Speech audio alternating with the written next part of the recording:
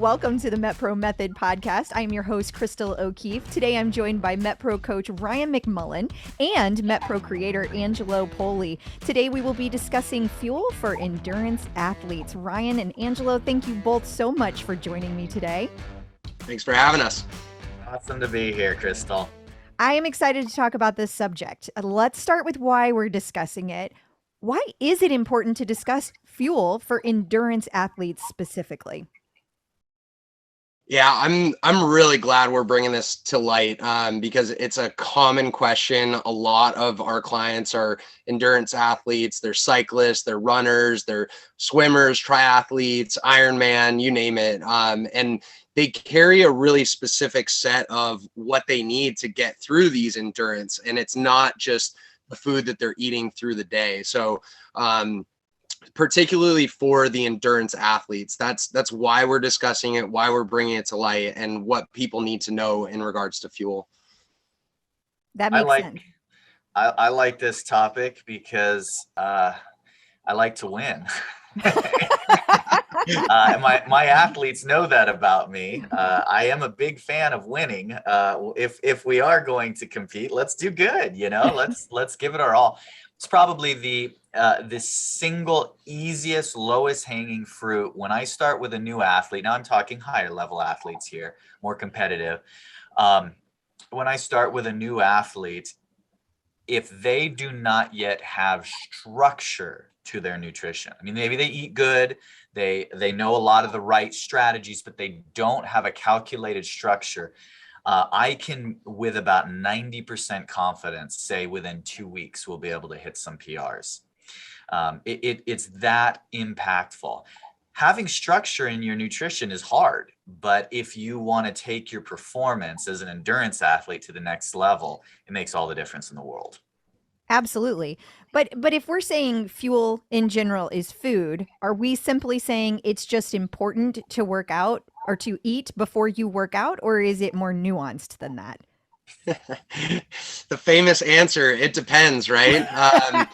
It's so interesting because I talk to my clients all day about this, and some need something in their stomach substantial before they go work out. And if you're like me, I don't like something in my stomach, at least substantial, where there's, some protein, some fats and carbs. I just feel full and not great. And that's pretty typical across the board. You're going to find some people do better with something in their stomach and some with nothing, but the nothing is the kind of the scary part, because then we need to talk about pre-fueling and what you need, particularly for that endurance type activity. Someone that's comfortable getting in their breakfast or something before they go work out, or maybe it's later in the day, it's a little bit easier because they have something in there. But for those that don't work out, some sort of pre-fuel might be necessary, and then kind of segue that into fueling, during their exercise, depending on how long it is.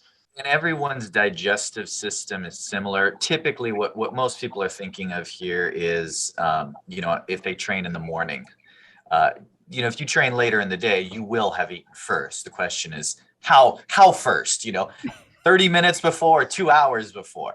But so I think we're talking about specifically AM fueling. Should I have breakfast before I work out? Here's the truth. If you're a beginner, that's up to you and your digestive system. That's going to be. If you're getting up and planning on running 18 to 24 miles, you will need fuel if you want to perform your best. Who is doing that on a given day? Like a marathon. I can give you a few names. I got a guy right now who's getting ready for the IRONMAN at Kona. So he's in the top 1%. Okay. And you would be amazed at the fuel that we are packing down him first thing in the morning. Though, see, to Ryan's point, we have to get creative at that level. I need to get him a lot of grams of carbs, but he can't feel like he has a heavy stomach sloshing around. So that's where a little bit of strategy comes in.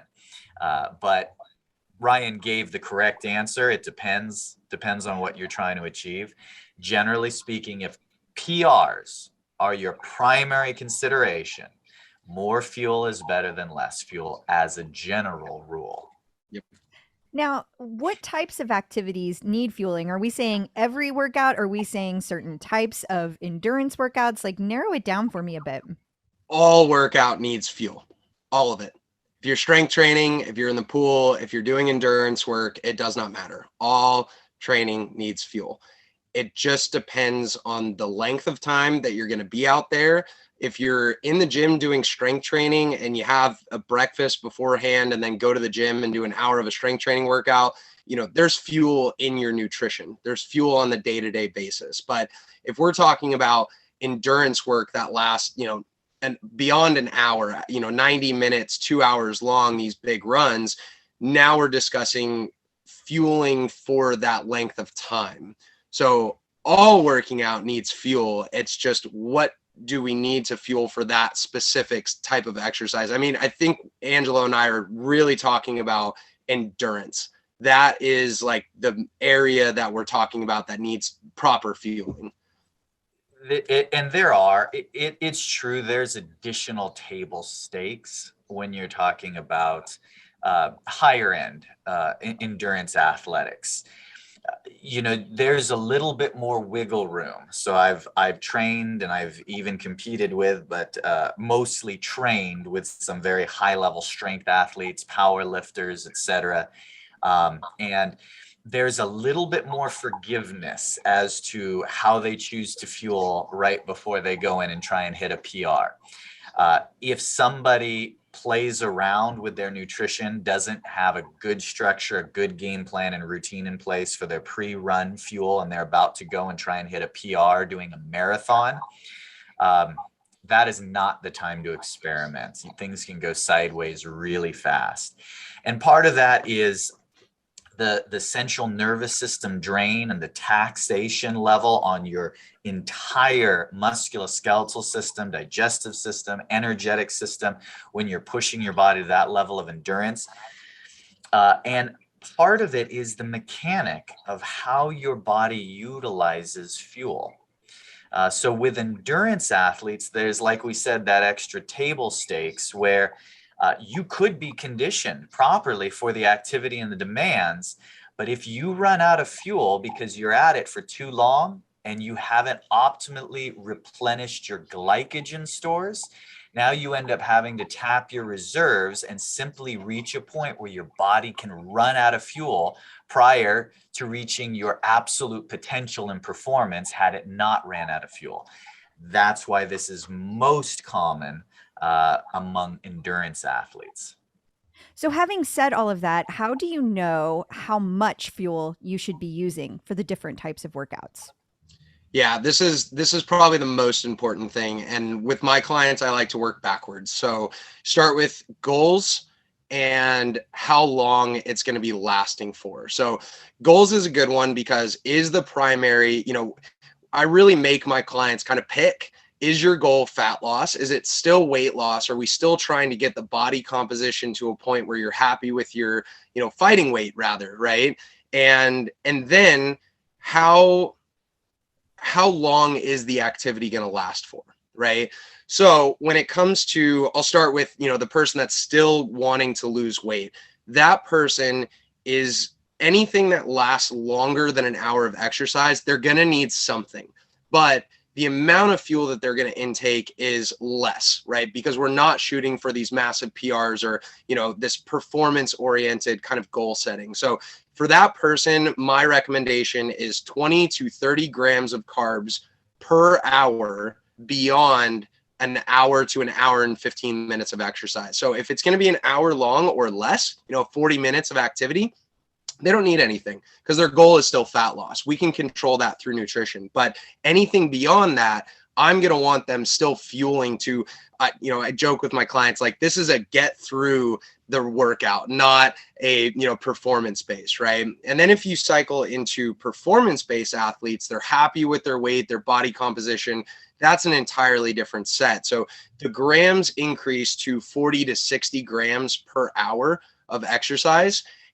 Beyond an hour of exercise. And that's performance based. So there's no fat loss goal going on there. There's no weight loss goal happening. That is purely to get them the best times, the best structure, and the best that they can feel throughout their run. Ryan is correct. That really is the most technical question that we'll probably cover today. How do you know how much to fuel? And so that is specifically what we do at MetPro is we run all of our analytics and we watch how your body responds to get to that answer, because the truth is that answer is going to be very different for each person.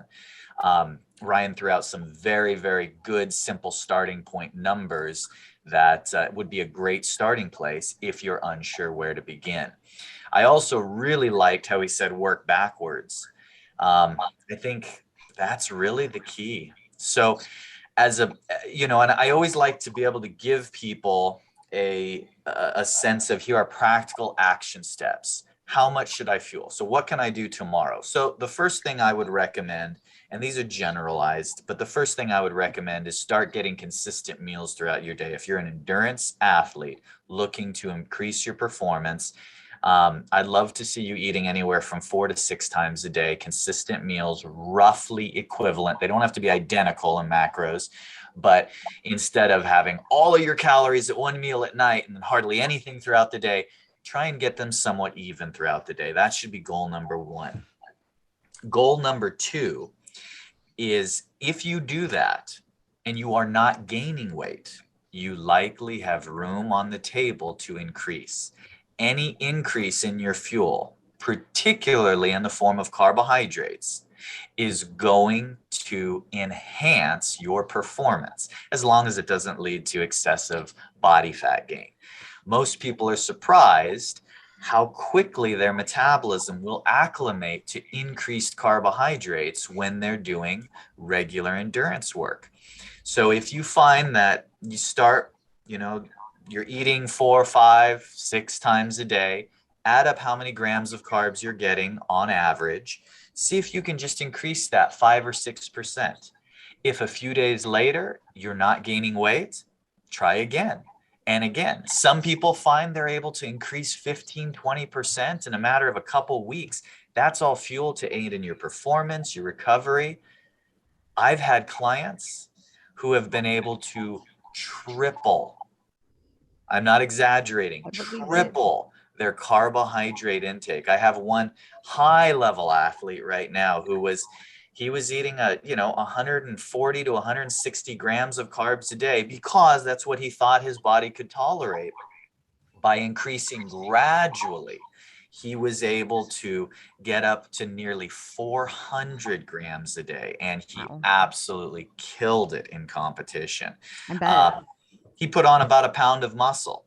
The reason we don't talk about that as much is because a lot of people are also running or cycling or participating in endurance sports at the same time with a goal of fat loss. So the rules shift just a little, and we'll talk about that later. But all things being equal, more. Try and have more fuel. If more fuel is causing a negative side effect, which would be body fat accumulation, stop. Don't assume that more fuel, if added gradually, will cause that. Wait and see. Don't be scared. You're not going to wake up, look in the mirror and go, oh my gosh, what happened?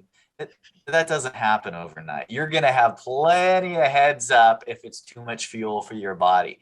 Start gradual. You might be surprised at really how that can transform your running, your cycling, your endurance times. Okay, so we've got some really good guidelines for how much fuel. So when do you consume this fuel when you're going to be working out? Pre and during is the simple answer, right?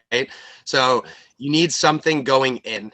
If you're going to embark on an hour plus of endurance work, whether that's cycling or swimming, running, doesn't matter, you need something beforehand.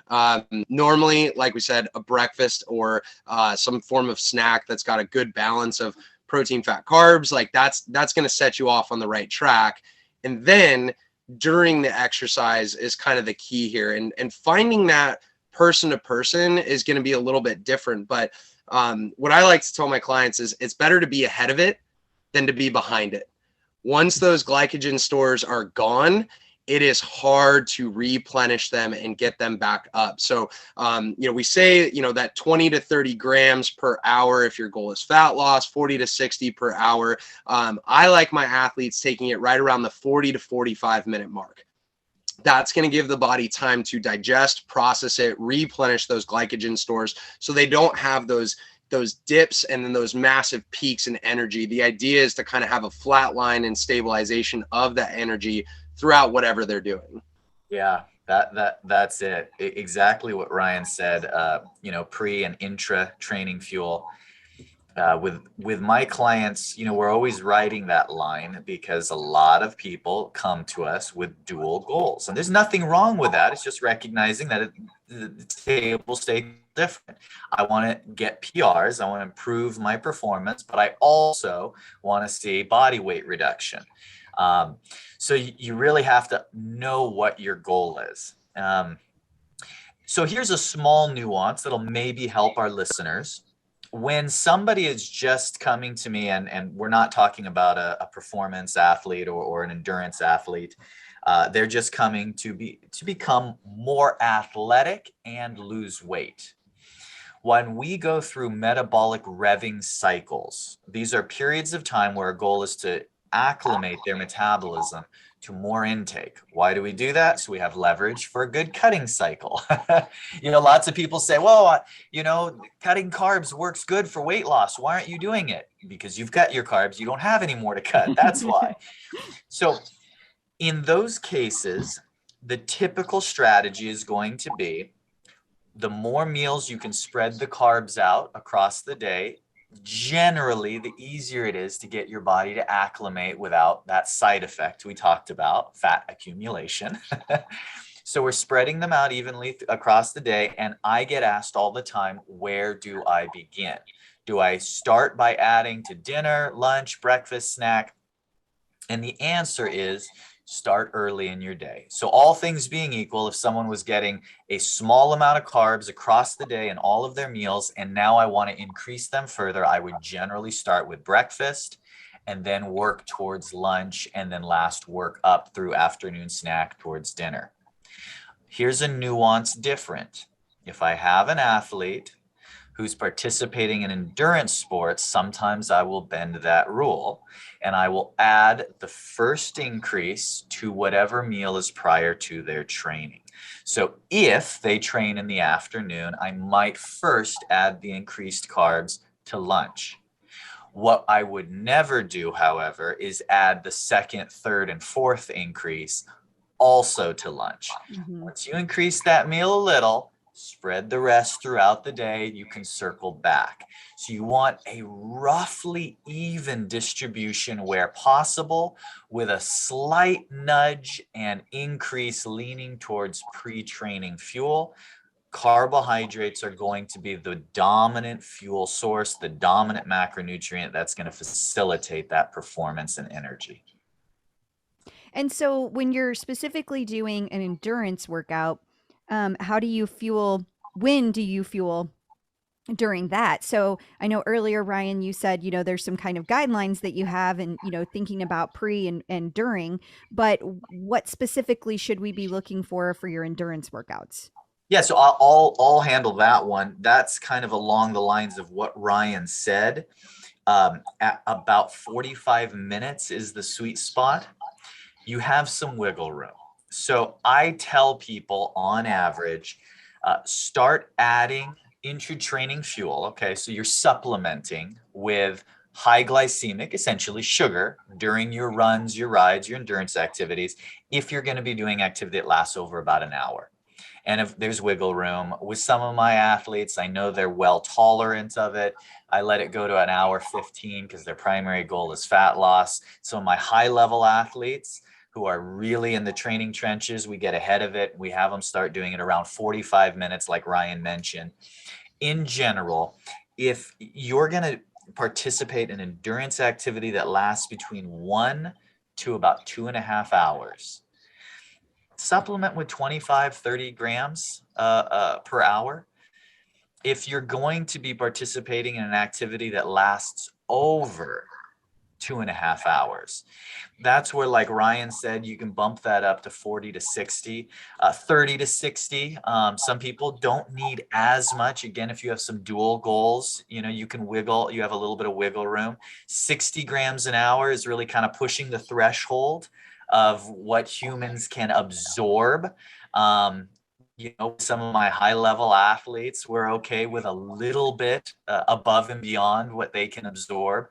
And this is an area that's highly individualized. Each person will have to experiment a little bit to find what that sweet spot is. But basically, tier one is if you're thinking you need endurance supplements and to take sugar supplements during your run because you're going to run for about 35 minutes, you probably don't need it. Let's just start with getting you solid nutrition. Yep. If you're going to last over an hour, start thinking about adding, that 25 to 30 grams an hour range. And if you're at that athletic level where you're over 2.5 hours, it's that kind of 30 to 60 ballpark that you want to start experimenting with well in advance of your competition to know what works. Yeah. That's not the day to start adding new things in. We're going to try refried beans as fuel for your run tomorrow. I think it'll work great. Nothing new on race day. And to piggyback off of that a little bit too, I'm doing this actually with a few of my clients as well, is sometimes figuring out what fuel the race is going to provide is essential and critical. I have some athletes, they say, hey, this race in particular is providing powdered Gatorade. Is it my favorite? No. But do I want their stomach and their digestion to be acclimated to it? Absolutely. Right. I have a client in Australia right now. He is coming up on a marathon. They have a very specific supplement that they're going to offer and provide during the race. I have him on that now. We're 15 weeks out from his race, and I want him to get used to that supplement to make sure that it's not going to cause any sloshing around or digestive upset or anything like that. So if you are signing up for a race, finding out what fuel they're going to offer and then bringing that into your diet early on as your source of fuel can be incredibly beneficial. That is excellent tip right there, because that can be, my stomach, it cannot tolerate Gatorade at all, like even a sip of it, and it's not good. So I always just take mine with me because races always have Gatorade here. So I just stay away from it. What about days that, like, okay, you're training for a specific event. You used marathon as an example just now, Ryan, so we'll go with that. But there's days that you're not necessarily working out at all. So what if it's just a normal workout? It's not really a training day. Do you need to change fuel? Do you need to do anything extra other than just good nutrition? I'm sure Angelo is going to expand on this way more than me, but I like using nutrition is our variable, right? Like piggybacking off of what he said, creating that slow increase in carbs and what your body can tolerate. That's our variable. That's what we want to focus on, is the day-to-day nutrition. And then fueling is a static, right? Fueling can be that static point where we're not shifting around much. What is your goal? Is it fat loss or performance? Great. Here's the carbs that you're going to intake during exercise that last longer than an hour and 15 minutes, right? For a person that's just training day-to-day basis, maybe their runs are a little bit longer, we're going to have them fueling for that, but that's not my focus. My focus is on taking their day-to-day, their breakfast, lunch, dinner, and snacks in between, and shifting those as they move through their training process. So variable is the day-to-day stuff, and the static being that fueling for exercise, depending on how long it lasts and obviously your goals.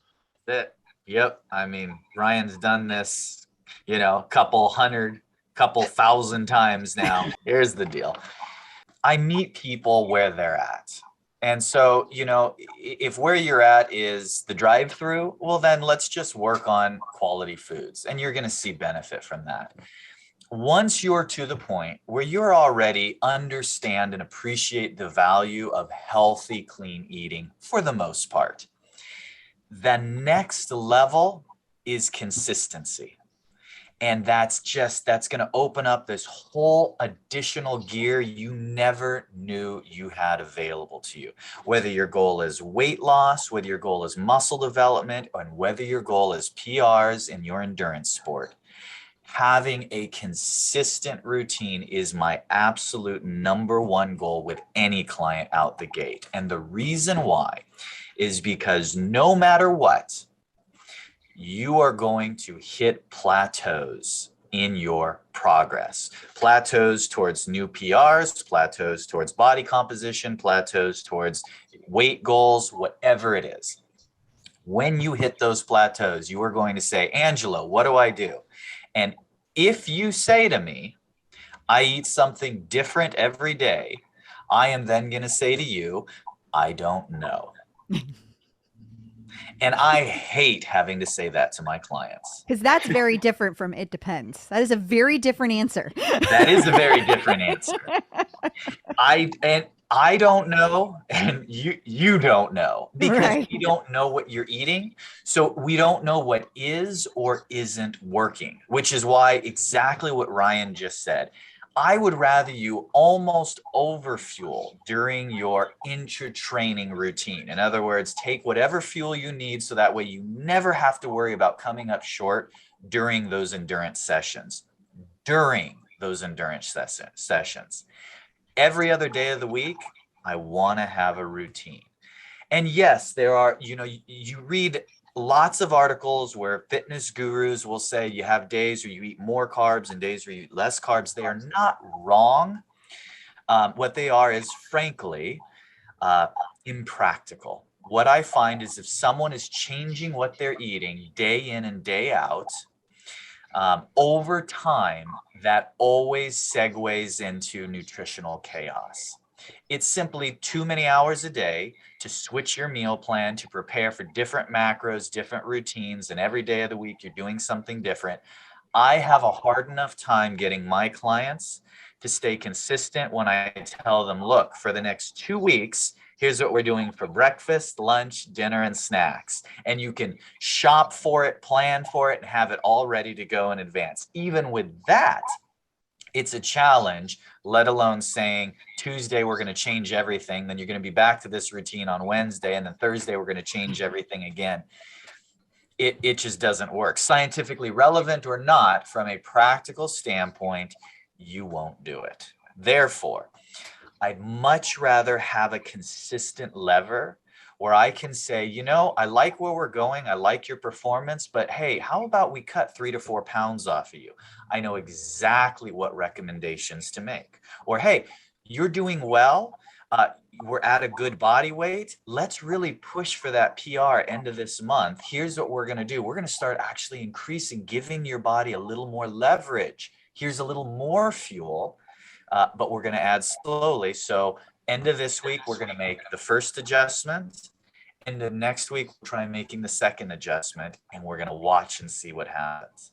Now, of course, we do this ad nauseum with our clients at MetPro. That's what our whole platform is designed to do, is leveraging technology to help us get all of these analytics.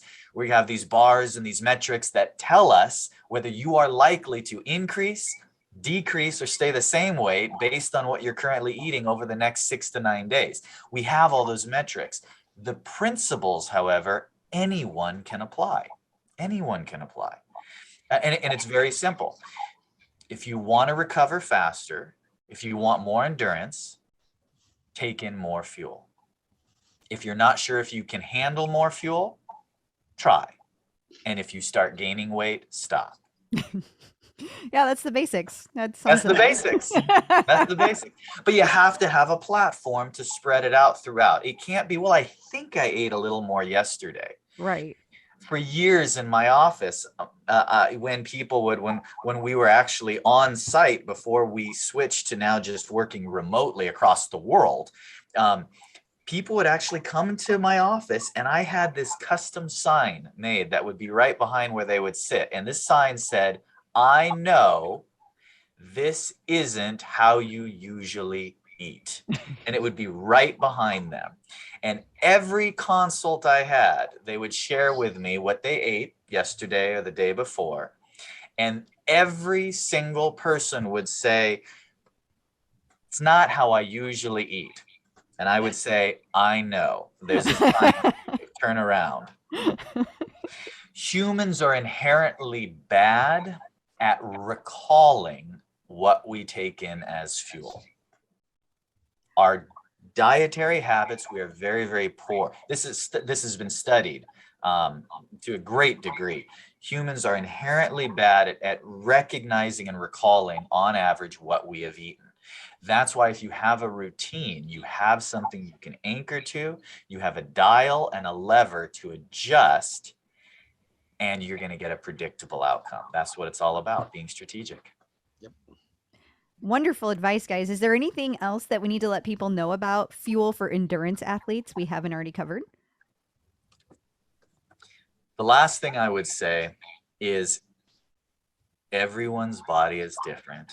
There's always going to be a trial and error. Even working with the professional, there's going to be some level of trial and error. Now, our team is pretty good at figuring those things out real fast, but each person is individual. So your digestive system is going to be unique. Your recovery system is going to be unique. The meal plan that one person may think is a starvation diet may feel like too much food for the next person. Yeah. The key is finding out where you're at, and then based on that, having your levers and your dials to adjust. Awesome. Well, thank you both so much for your time today. I really appreciate your time, Ryan, Angelo. I guess, listeners, that's all for this week. You can find the MetPro Method episodes anywhere you get podcasts or metpro.com/podcast. Please be sure to follow the show and rate and review. That lets other people know what they can expect from the show. You can also learn more about MetPro at metpro.co. I am your host, Crystal O'Keefe, and I will be back next week. Until then, remember, consistency is key.